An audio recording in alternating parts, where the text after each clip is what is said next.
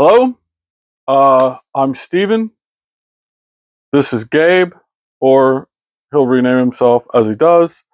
Um, I don't even know what episode we're on. Whatever it is, it doesn't matter. Numbers really matter less in the world. Um, I think where we're going to start talking about, and this is something I've been thinking about too. Um, Kind of where you're at, kind of where I am. So I'll start this way. If you haven't read this book, this is maybe one of the greatest books um, on the morality of humans, good, bad, or the other. Right. This is the guy who wrote um, the TV show The Good Place, and as he was doing all of his work, he studied a lot of moral philosophy and things like that. And so I'll plug it because I think it is an amazing book and people should read it. He makes a lot of things that are very dense, very complicated, not only funny, but accessible.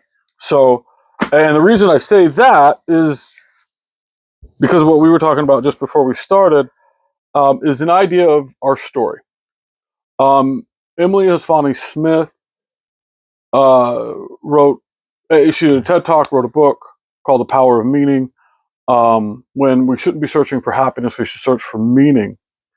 And in order to find meaning, you have to do what she calls her fourth pillar, which is storytelling. It's beautiful. And it reminds me of times when we used to sit and talk to Doan and narrative and all of the things and what stories mean to us. And that topic comes up and people are like, oh, that's so interesting or whatever. But very, very rarely do people consider the story that they're telling about them. Who are you? What is, and then not only that, but then like, how do we police the story to make it palatable, to hide it, to to kind of conceal certain things but open other things so that it's halfway out there, not fully out there.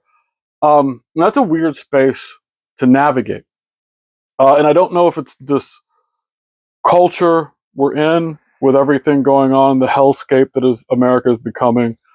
Faster and faster with each time. We're now, the stupid orange president said he's thinking about revoking Rosie O'Donnell's citizenship, or like just using everything as his will. He wants to silence journalists because they make him look bad.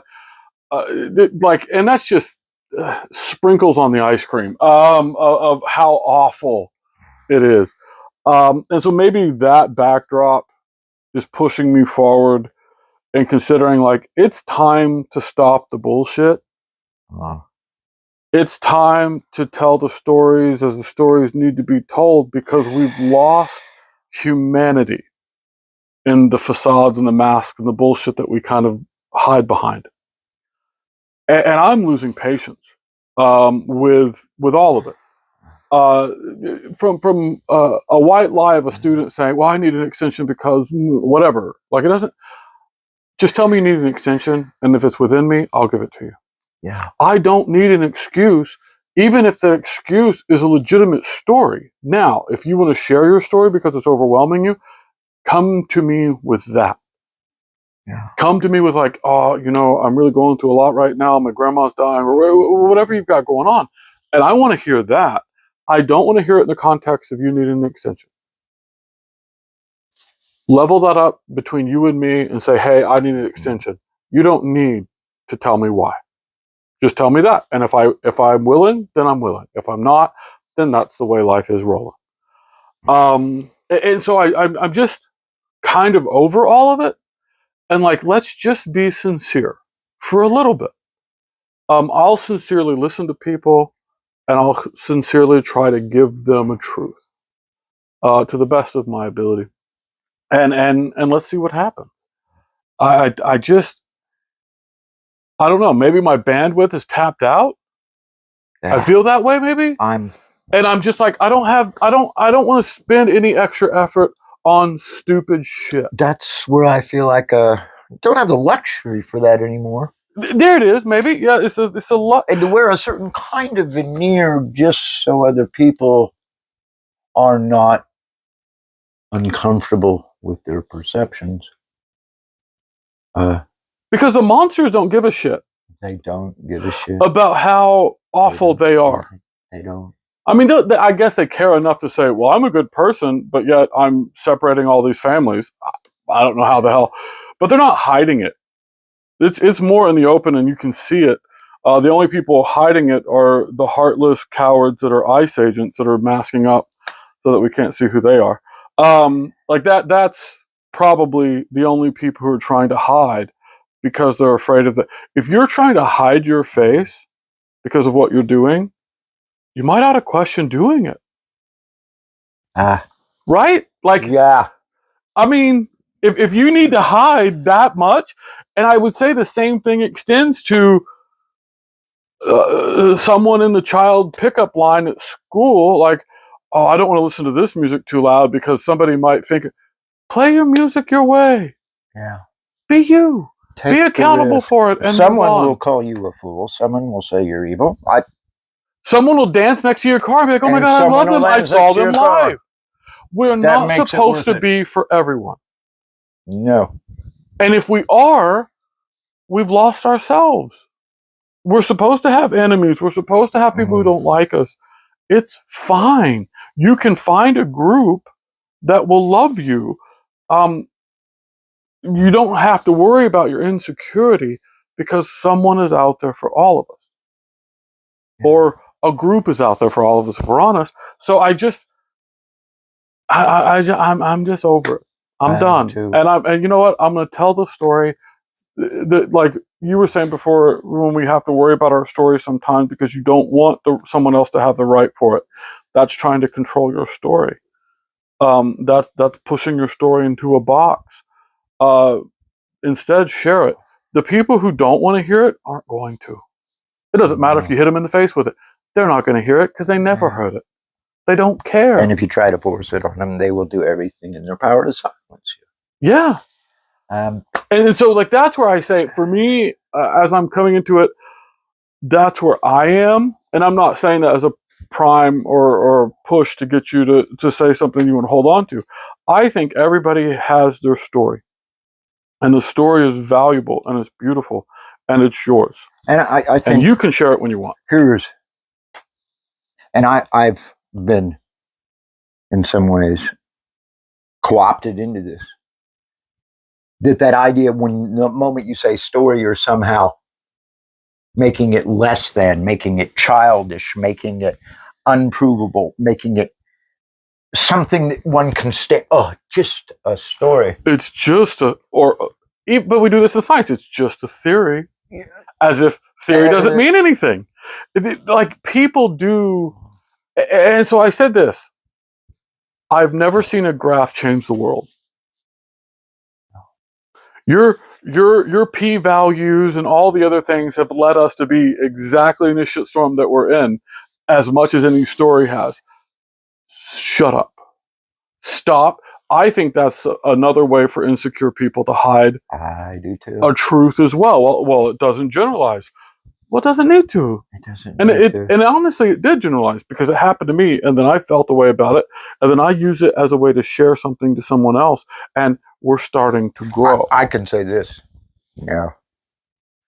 You can't generalize to me, psychologists. How many times? And the last time was a student doing that a very elegant, beautiful scientific study on visual perception and surgery. And of course, I was there to help her too. I thought her science was beautiful, but she was even more so an acclaimed, award-winning photographer, which nobody else seemed to make even her. She was published in National Geographic.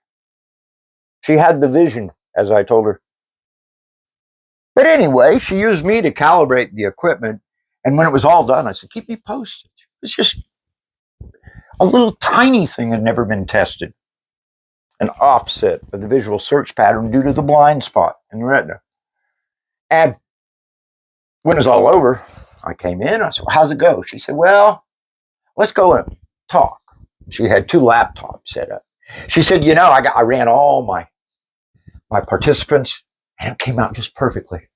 Language, perfect. She showed me. I could see it in the data. See how it's landed. I might go into that graph, right? And she said, yes, they all did it except one. And she's got a second laptop up. It's a single case.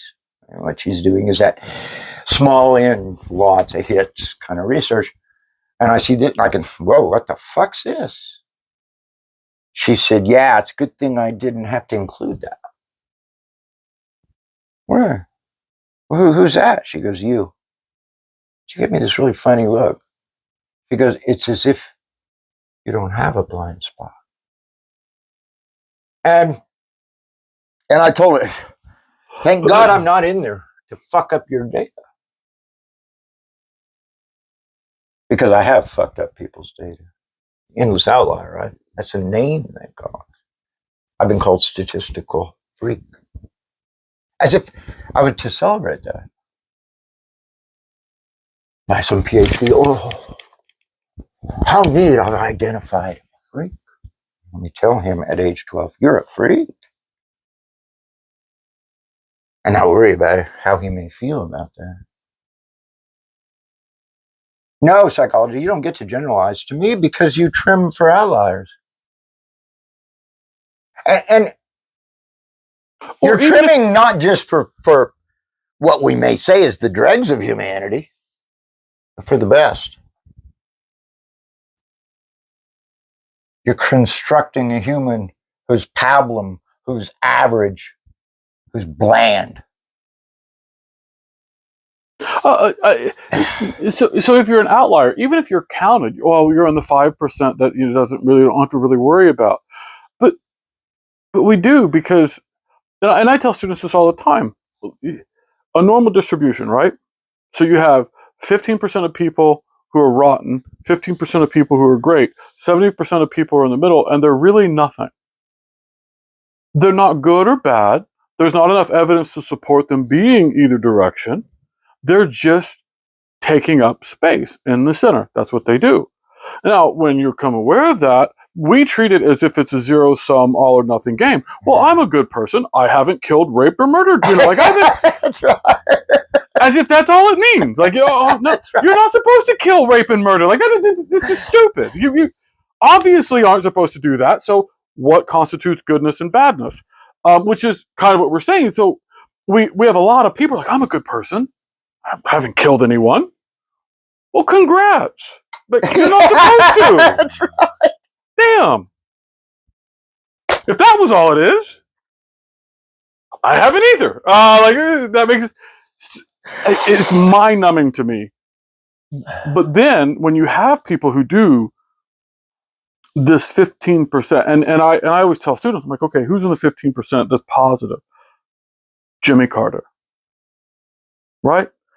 And students look at me, can always say, oh, JC, and they think I'm going to say Jesus Christ. I'm like, Jimmy Carter. And they kind of scoff, and I'm like, wait a minute, consider what he did. I said, he lived in a modest house his whole life. Name another president. He didn't have Secret Service around him all the time. Name another president. He built houses for the poor. Name another president. If we're talking about what makes a good person, give me anyone other than him. He was a good person. Okay. But everybody wants to mock him because he wasn't the greatest president for our economy and all this other bullshit that generalizes to all of us. This is great. No, he was just great. And he was a marker of what a person could be if they were decent and they did good things. And he's mocked for that. Neither party has had anyone near that since. Yeah. Or before. That's how exceptional he was. He became president with his own money. He didn't get a bunch of PAC money and a bunch of others.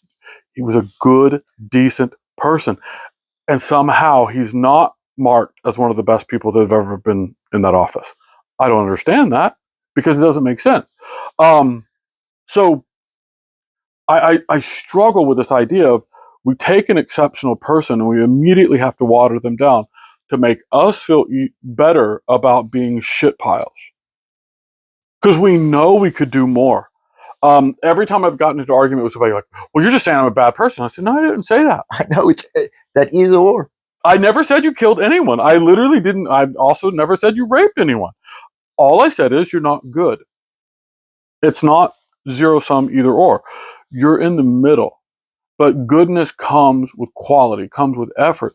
But when we treat everyone as the average is this, and that's good because they didn't kill anyone, they're also not reaching potential. So what do we do when we curb an outlier? We diminish what we could be if we see someone who's exceptional. Imagine like Michael Jordan or Kareem Abdul-Jabbar or any of those amazing, great basketball players having to play with one arm tied to them. Yeah. We need to see, and this isn't me saying, oh, Ayn Rand was right, Atlas Shrugged. Eat shit, Ayn Rand, you were awful. 100% not that case. It's saying, why can't we sit comfortably and say, well, this person's better than me. They're working harder than me. They're doing things. They're given abilities or whatever. And they inspire me to do better. Versus, oh, well, I could do that if blah, blah, blah, if blah, blah, blah, if blah, blah, blah. Why don't we just stop the ifs? Yeah. Tell the story that I had a student the other day tell me, he's like, well, I don't want to brag. Because my question was, does altruism exist? Right? And of course, they all like, yes, yes, yes. I'm like, no, it doesn't. Not with the traditional definition. You do something good with zero effort or zero expectation of return. Nobody does this. Nobody. And I always ask for, like, give me an example. And like firefighters, like, they get paid. What are you talking about? And then Mother Teresa, I was like, first of all, Mother Teresa kind of sucked. She didn't give people medication because she was trying to make them tougher. Weird. And she's doing it all to be blessed by God. No, there's a return. The problem isn't what we do. The problem is how we define it. Because we want to make ourselves feel like a martyr and feel like this awesome person. No. It's like sex. It should feel good. To take an honest moment of goodness and to turn it into, oh, you're just being selfish. Yes. Or stupid in that. Oh, how many times you're a sucker because you gave up yourself. So many times in my life, I will see an injustice, sometimes a physical violence being done to someone, and I look around me always because I don't want to do it. And nobody's doing anything. And then I usually fucking do something. And I'm being made fun of as I do it and made fun of back. Why did you do that? And the only honest answer I can give is, I don't want to fucking live in a world where everybody around me says over and over again, it ain't my call. Exactly. Because if it's nobody's call, then the job doesn't get done. I'll give you an example of this, where it went the other way for a change for me. It was at OU. And one of my students from years before, a freshman, of when I got to know, very quiet, but I got to know her. And she'd come back to see me a couple of times as she matured over time. No, she was not the standout student that everybody else. She had learned to hide in her life. And that went back to the family and a whole bunch of other stuff. Well, she comes to me when she's a senior. And she's in her last semester. Interior design is her major. Me, you've seen. And she said, Gabe, I feel like I'm being screwed over. And here was the thing. She had to do a capstone. And what was happening was her advisor was somebody who should have been fired 20 years before. But nobody wanted to take on this one. So what they were doing was they were using this poor student to let this faculty member be so incompetent that the student will be destroyed, then the faculty member will finally be disciplined. And, I don't know this, and I tell her, here's all the stuff, here's she contacts everybody. It's becoming clearer and clearer as I read it out. They want her to flunk. They don't give a fuck about her at all. And she's not the most assertive, but damn it, this is her degree. Mm-hmm. And how much money? It's $30,000, yeah. Whatever it is. And so she comes to me, and it's clear they're setting her up. She's got to write this like 80-page capstone on interior design. The design of museums, thing with no help. Every time she tries to get any feedback, none of it. The other committee members are staying out of it. It's got a committee of 3. The other 2 are laying it. And then she's got this crazy professor who really probably should be put in rehab. I mean, she's definitely in crisis and has been. It's going on too long. Well, as I see this has happened, and I'm helping her, following all the rules, she's doing it, and she's just being fucked more and more. And I see she's actually being called names and punished because she's trying to. And I lose it. And I go see my mentor. And he knows the background on this. My suspicions are confirmed. Yes, Gabe, you're talking about a really bad professor who should have been fired years ago. And yes. And it isn't your call. And I fucking lost it with the Irishman.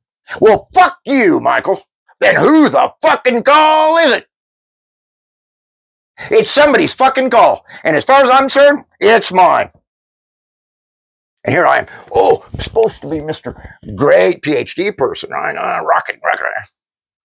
And I'm telling him, fuck all that shit. I have a young woman who was put under my care 4 years ago, and she's still under my care.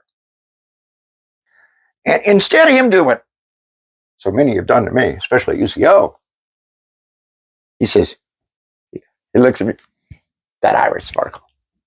He said, you're going to do this thing. Yeah. And he said, not only that, you cannot not do this, can you, Gabe? And be who you fucking are. No, I can't. Michael, I'm sorry. Oh, don't you dare apologize. But don't you dare apologize, Gabe. Oh, no, not for this. What do you need? I'm like, I just need a couple hours a week. He goes, do you need the whole week? Did we just put the research on pause, Gabe? No, I could. Michael, give me 4 hours a week. And I am I won't write it for her. I can't do that. He goes, of course you can't do that. And we're working against this. I can't even guarantee her we'll figure out what we're supposed to fucking do. And he said, sounds like writing to me, Gabe. Sounds like you're doing what we're supposed to be teaching you to do. Well, we do it. Every time she does something, they're all pissed at her. At the end, they have to give her something. She gets a B. She passes. And they don't do what they're supposed to do, which is be responsible and pull down this professor who needs to be pulled down because she's in free fall.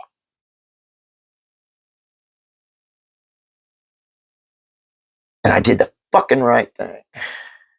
And that was and I told Michael, I said, you can you can kick me out of this fucking program. I'm still going to do this. And he was one of the few who said, no, you're right, Gabe, and we should all be ashamed. And he asked me, how many times have you said this to someone? What, this, who's going to do anything? He said, yeah, Gabe, how many times have you said that? I said, I can't tell you how many. How many times have you been made fun of? Until this point.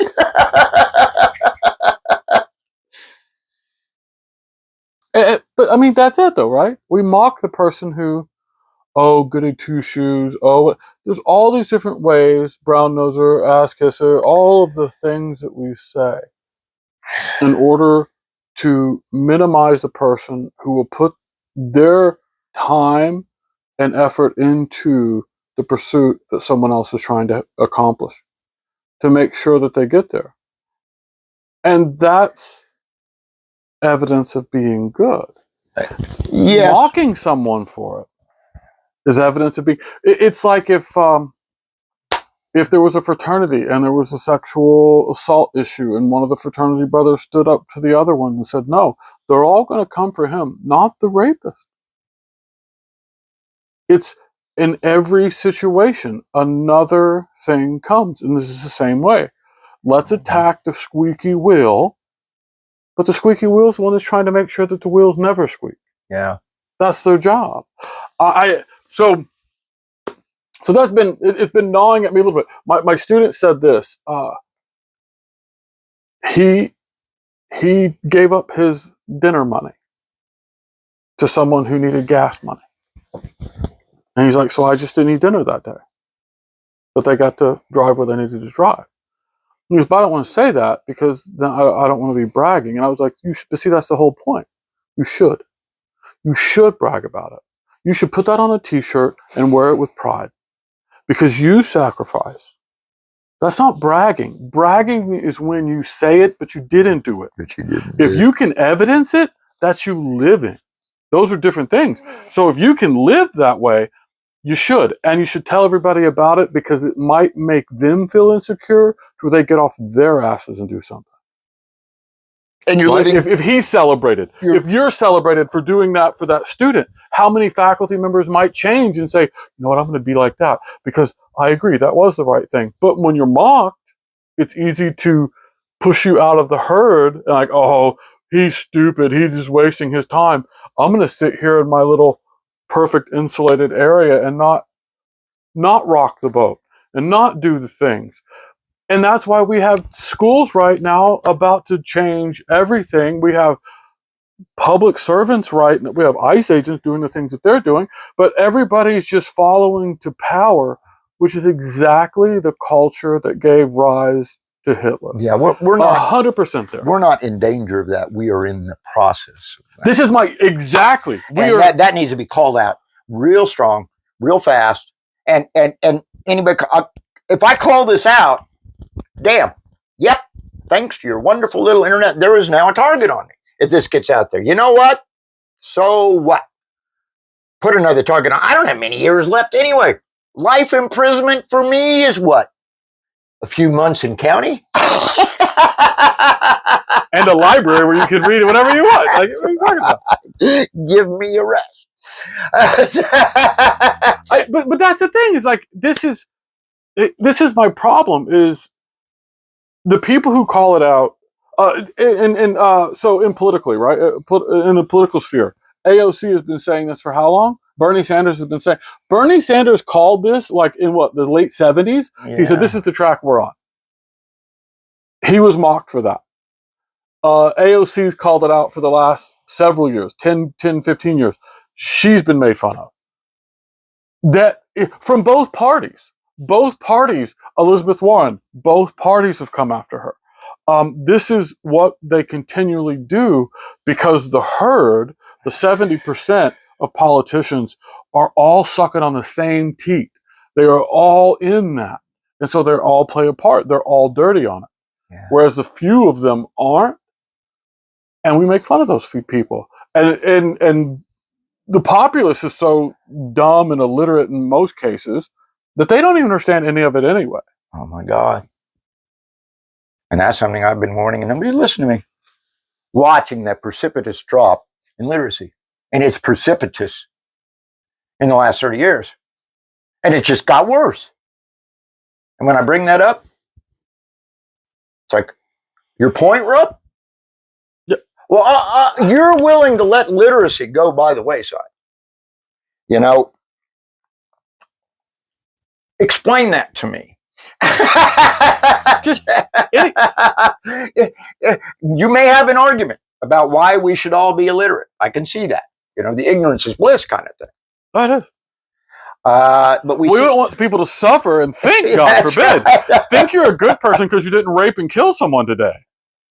Oh, wait, you got somebody in drunk. Well, but that's not big R rape. That's little R rape. You're okay. Still, somehow. What?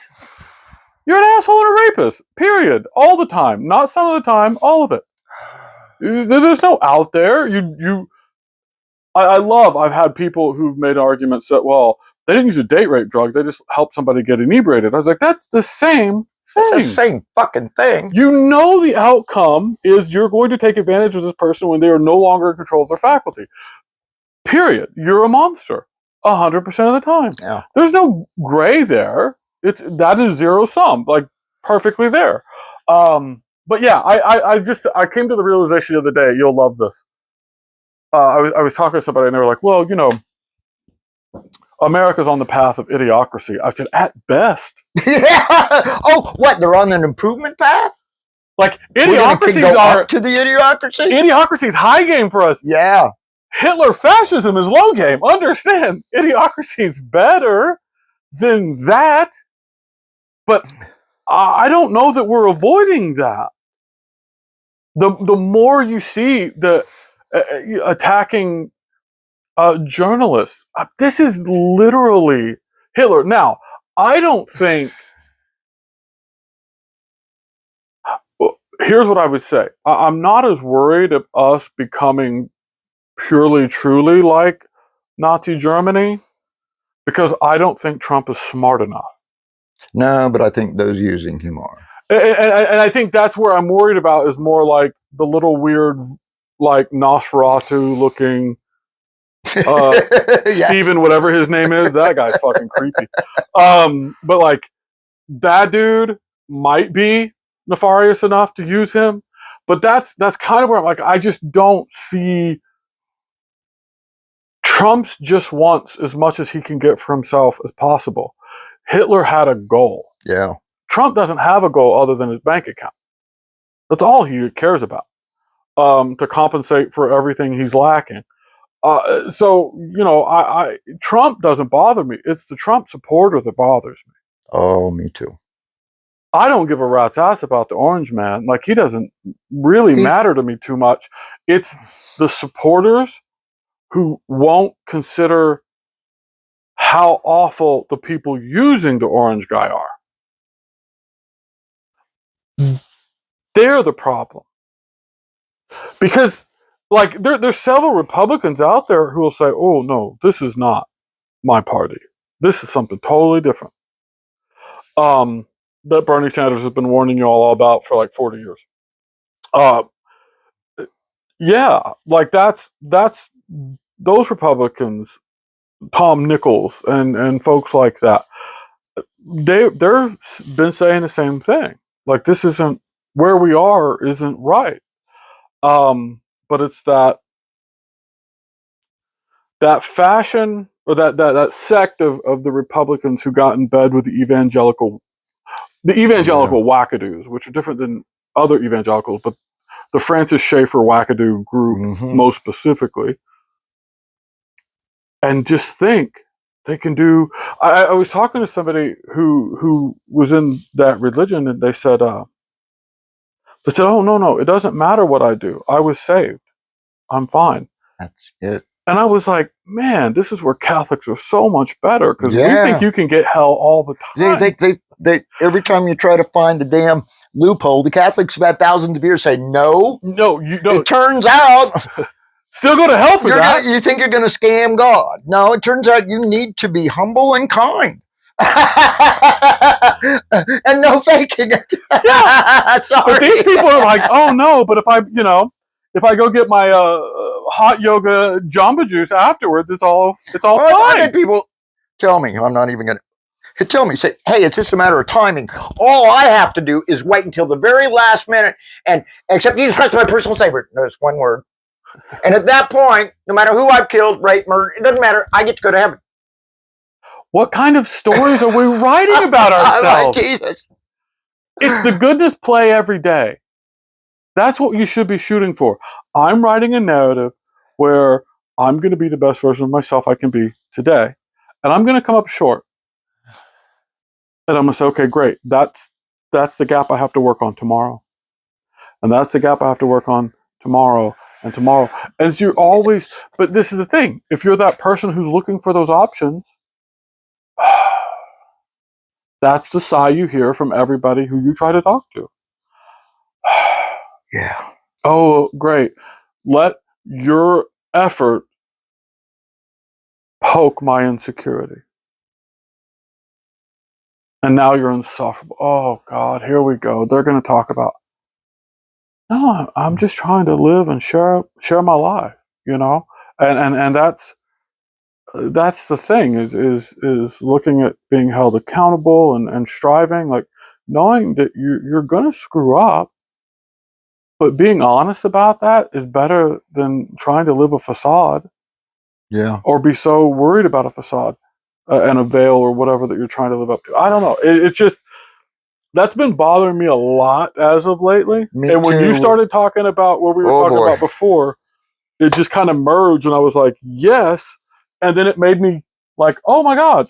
And that's exactly what he's talking about in The Good Place of what is this narrative we're writing? Are you good or bad? Yeah. Are you good or bad? It's easy to say I'm good. I didn't kill people. Well, my God, that's the lowest possibility. Okay. Well, you're defining life as forgetting to stop breathing. That's it? Yeah. You're alive? Oh, no, I breathe. Wait, my heartbeat, and I'm alive.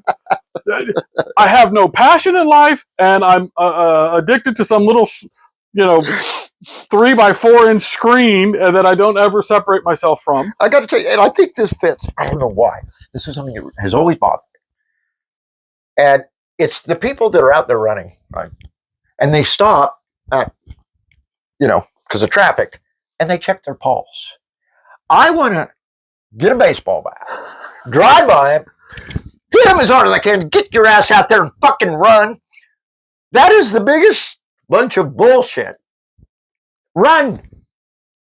Don't do a display behavior. Don't tell me how healthy you are and how you're checking your... My God, do you seem a bit on the narcissistic side. So what is it? If it's too fast, you're going to collapse. Or too slow, you're... Just fucking run. It's not virtue signaling, but it is kind of. I think the same thing. Here's what I get mad at. I get mad at bicyclers. Cyclists are the worst fucking people. Like, I don't know that any of them are good.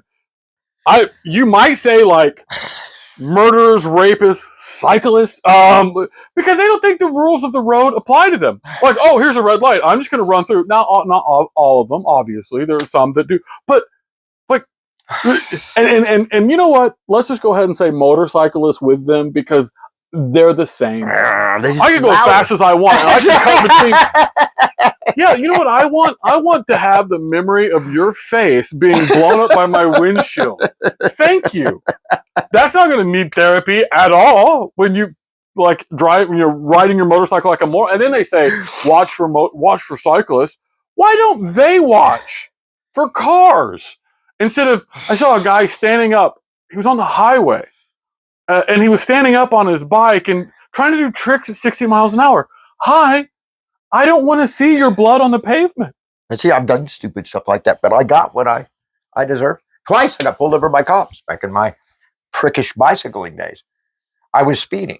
And both times the cops are like, how are you going that fast? I'm like pedaling as fast as I could. I'm breaking the speed limit with my feet. And yeah, I got my comeuppance. I'm doing it one time. Fuck you. I'm passing cars and I'm struggling on. It was in Pittsburgh, Kansas, which has a nice downhill. So I'm doing like about 35. And got the old 10-speed racer and the railroad tracks that went across. And I'm going this fast right in front of a truck. And all of a sudden, God reached down, said, asshole, and ripped the bike out from me and threw it. So for a second there, I'm just hanging in air with no bike. Wile E. Coyote style. Oh, fuck. And of course, I go down. Now, I hadn't thought about the poor person behind me in the pickup. They're trying to figure out, how is this bicycle going faster than me when I'm speeding? And why does he suddenly disappear and I feel a bump after he disappears? Which is what happens. I just hope they got and so they hit the damn railroad tracks, which will rip my bike. My bike ends up way over there. And they stop and everything stops. I'm torn up. Admit it. Got that kind of bleeding all over thing going on. And, God, how stupid am I? And this poor guy is out here going, where is he? Where is he? I think I killed him. I'm crying. Shit. Everybody stopped. I'm in the middle of wishing I would have died. I deserve to die. I have to explain this. And I still don't know. And well, where's your bicycle? I don't know. It kept going. It was way down there. But I deserve that. Well, and this is, like I understand. So like the skateboarders, because they do some of the same shit, and they want to skateboard down big hills in like San Francisco or whatever, and they do You're fair game. contact the city council, have the street closed, have a festival of skateboarding, and then do it, but do it to where you don't have to end up dead for it or in someone's windshield for it, because that's I it might add to the thrill or whatever, but it's like people don't understand what this. I was driving home. What is it on 66, and this I don't know what this couple was fighting about, but for whatever reason, the guy who was in the passenger seat couldn't take it anymore. Opened the door and just jumped out. What? Car's going like 45, 50 easy. He goes clunk, clunk, clunk, clunk, clunk, clunk, pops up and starts sprinting and runs off the road before he gets annihilated by a car. And I'm dealing with that. I'm like, oh my God, look at the human body and how it bounces when it hits the concrete after that. I mean, how many more? And then I see the car come back, stop next to him in like the median. He just gets in again. And I was like, wait, what's happening in this relationship? He jumps out on second thought. You know, maybe I was being rash, and then gets in the car again. People should think about those things. Everything we do, we're tethered to each other. So if I vote in a way for my own tax benefit that kills your family, it's real hard for me to negotiate that I'm a good person. Because that wasn't a good thing to do. You know, in the Greeks, it's very, very interesting. I was looking at this, how when they begin to get away from, thuggery and whatever, and they're trying to do something like a democracy or republic, they had a term for those who didn't participate. It was idios, idiot. And what that meant was you're so fucking selfish. You won't even take the time to vote. You won't take the time to participate. And yet you expect to get things. You expect to complain about not getting things. You are an idiot. That's where that word idiot first came from. Those who refuse, for very selfish reasons, to participate in the polis, and yet to still get the advantages of the polis. The fact is, we all get the advantages of the polis here, whether we vote or not. Right. Well, and essentially what you're setting up is the identification of like what it means to be a privileged race or a privileged group. Yeah. Is, well, I'm not going to lose in it no matter what. Yeah. Okay, great. Then use that wonderful privilege that you were born into. I'm not saying it was earned, but it is. Being privileged is wonderful for the person privileged. So use that to help the person that wasn't. Yeah. To help the neighbor, and to do the thing that's right. I mean, Bill Frederickson telling me about Edmund and how so many of his friends, he said when they were young, they were struggling. And he said, as they were struggling, skipping meals so kids have something to eat, really playing with close to poverty, that he said it was at that point that they were the most sensitive to other people and the most likely to give of their little amount. He said when they reached a certain income level, he said you saw a number of things. One thing he said, they changed churches. He said many of them he knew were Catholics. Well, they can't do that. So he said they find prosperity gospel. Yeah. He said they changed churches. And well, the gospel isn't really there, but they have laser lights. And he said, if you ask them how they are, they'll say, I'm comfortable. Yeah. He said that word became bad to him. And he said, when he said they'd forgotten that they even had to struggle. Suddenly, everybody who's struggling out there is struggling because they deserve the struggle. Right. A way to avoid cognitive dissonance. This is a way to separate yourself from it so you don't have to be uncomfortable. Oh, I went to one prosperity church in Oklahoma City, and the pastor gave his homily, or well, I don't know, whatever they call it in that church, I don't know, whatever, about deciding which of his classic cars to work on. Huh? You have people in these pews that are poor, and you're going to talk about classic cars, and that you really? And oh, but if you just keep giving me some of your money, and then God will bless you. When? Yeah. When?